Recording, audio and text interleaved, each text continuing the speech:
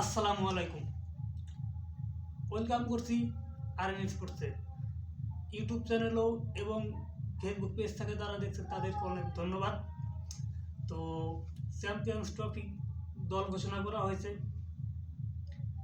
এখানে বড় দুইটা নাম নেই, সাকিব তামিম ভাই।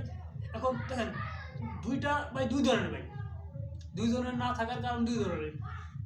আমি একটা ভিডিও করছিলাম যে তামিম ইকবাল ফিরছেন, আমি ক্ষমা চেয়ে এনেছি সবার কাছে।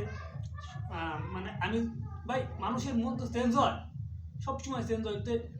তো আমার কাছে নিউজটা যেভাবে আসছে আমি সেভাবে আপনাদের জানানোর চেষ্টা করি, ক্ষমা চেয়ে এনেছি আপনাদের কাছে। তো যাই হোক, লাস্ট পর্যন্ত তামিম ইকবাল খান তার ফেসবুক স্ট্যাটাসের মাধ্যমে চার অবসরের ঘোষণাটা দিয়ে দিচ্ছেন, তিনি আর ফিরবেন না। তো ভাই এই মিডিয়ায় বা সব জায়গায় একটাই গুঞ্জন, আমাদের দেশের প্লেয়াররা কি কখনো মাঠ থেকে অবসর নিতে পারবেন না? এই সম্ভব না ভাই। এখন তারা যে নিবেন, দেখেন সাকিব তামিম দ্বন্দ্ব, তার চেয়ে বড় দ্বন্দ্ব বিসিবিতে দ্বন্দ্ব ভাই। যারা অভিভাবক, যারা কর্তা, তাদের দ্বন্দ্ব তো মিটাইতে পারে না। ক্রিকেটারদের দ্বন্দ্ব কিভাবে মিটাবে? পাপন ভাইয়ের সময়ও দ্বন্দ্ব ছিল, ইভেন ফারুক ভাইয়ের সময়ও দ্বন্দ্ব আছে ভাই, দ্বন্দ্ব আছেই।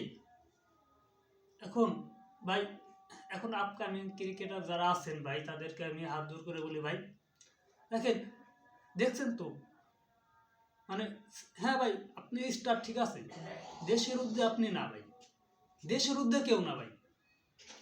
ভাই সাকিব ভাই, তামিম ভাই, আই ডোন্ট নো যে তারা দেশের ঊর্ধ্বে ভাবছে কিনা, কিন্তু ভাই তাদের যে স্টারডাম নিয়ে যে তাদের যে অহংকার, এত সব কিছু ভাই, যার কারণেই তাদের এই পতনকে। তামিম ভাই অবসরতে যখন নিল ভাই, যদি নর্মাল প্লেয়ার থাকতো ভাই, কেউ এরকম ভাবে অবসর নিতে পারতো না ভাই, বেপরোয়া ভাবে, জীবনও না। আই থিঙ্ক সাকিব ভাই যে স্টার্টারে যে ইন্টারভিউটা দিয়েছিল টি স্পোর্টসে 23 ওয়ার্ল্ড কাপের আগে, ভাই নর্মাল প্লেয়ার দিতে পারতো না ভাই। তবে সাকিব ভাই হর আমি সেটা করে থাকে, যার কারণে চর্চা ওরকমকে হয় না। কিন্তু তামিম ভাই যে কাজটা করছে ভাই, যদিও তার পয়েন্ট অফ ভিউ থেকে ঠিক আছে, কিন্তু ভাই এটা ভাই হয় না ভাই, ঠিক আছে? এটা অন্যরাও তো এটাই শিখতেছে,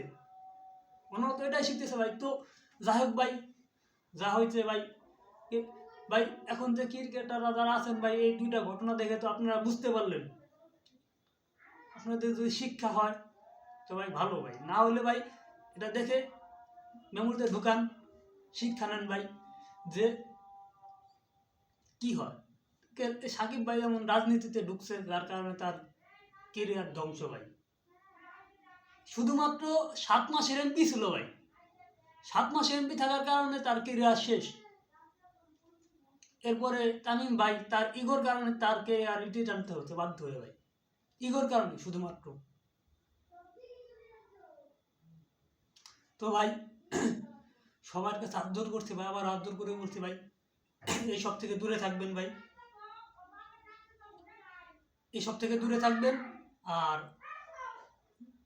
ধন্যবাদ সবাইকে, ভিডিওটাতে লাইক দিয়ে শেয়ার করে দিবেন, পেজে একটা ফলো দিবেন, আর ইউটিউব চ্যানেলে অবশ্যই সাবস্ক্রাইব করে নোটিফিকেশনটা অন করে দিবেন, যাতে সকল মুহূর্তে সমস্ত আপডেট আপনাদের কাছে যায়।